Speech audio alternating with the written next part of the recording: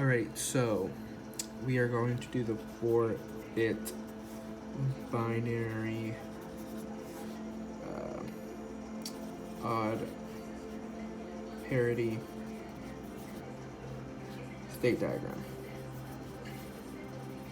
Okay, so since it's 4 bits, there's 2 to the 4 different combinations. But when you draw out the circuit, it's only what's it called? 8 like diagrams, like I'll show you what I mean. So like I'll start out with this. Since I know that I'm going to have 8, then I can go ahead and draw this. 1, 2, 3, 4, 5. 1, 2, 3, 4, 5, 6. Okay. But here I only drew 7. 1, 2, 3, 4, 5, 6, 7. Because either one of these is going to go back. So it kind of makes it like 8. Because this is your initial. Because you know that these are going to go back to the original once like you finish one. So then and then I like doing it like this. So S1, S3, like you know how they're odd, and then S5, and then I'll do S2 here, S4, and S6. Then we know that there's those 16 ways of combination. So I do this.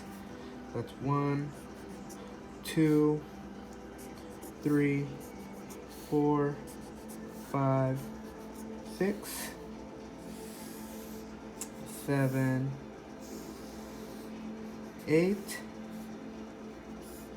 9, 10, 11,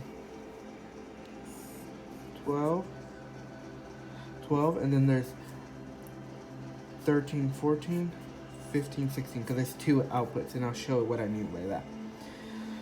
So when you so this is your start state, right?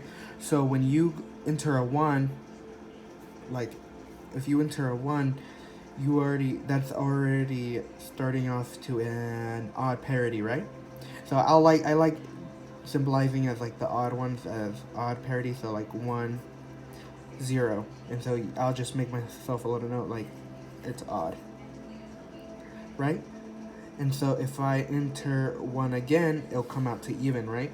There's a lot of ways you can do it, but this is how I do it. There's 1, 0, so still 0, because I would only output a 1, so it's X output, right? Because this is a melee one. There's a melee machine.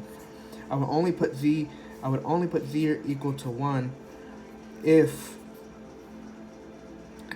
my parity equals odd, right? If you're doing it in a programming perspective. And so, right, and so this would now be even. So if you have 1, 1, so right now you have 1, 1. And then if I enter another 1, it comes back to odd, right? And then once it's, and so now so what did we do so far? We have 1, 1, and then 1. So I have 3 1s, right? If I enter one more 1, I still have to go to my initial state. But that makes it even. So I'll put a 0 because I don't want to turn it on. But if I input the 0, it would be odd and I would put 1. Okay, so now let's do the other one. So S2, so here, if we started odd, if I do in 0, 1, I mean 0, 0, sorry, I won't turn it into 1 because it's not odd yet. I haven't finished it because it's a 4-bit. So if I put 0, what's it called? When I put 0, it'll be even. And then from here, if I put in what's it called? If I put in a 1, 0, 0, 1, that would be odd, right? But then if I put a 1, 0 over here again, that would be even. So far I have 0, 1, 1. So that's even. But if I put a 0, it would give me 0 because it would be odd, and then it would be odd, and then I would still get a 0. But if I put a 1, I would get a 1 because it would be odd, right? Because 0, even, 1, odd, another 1, even, 0, 1, 1, that's still even. If I put another 0, it would be odd. But if I put another 1, it would be odd for sure, and it would turn on.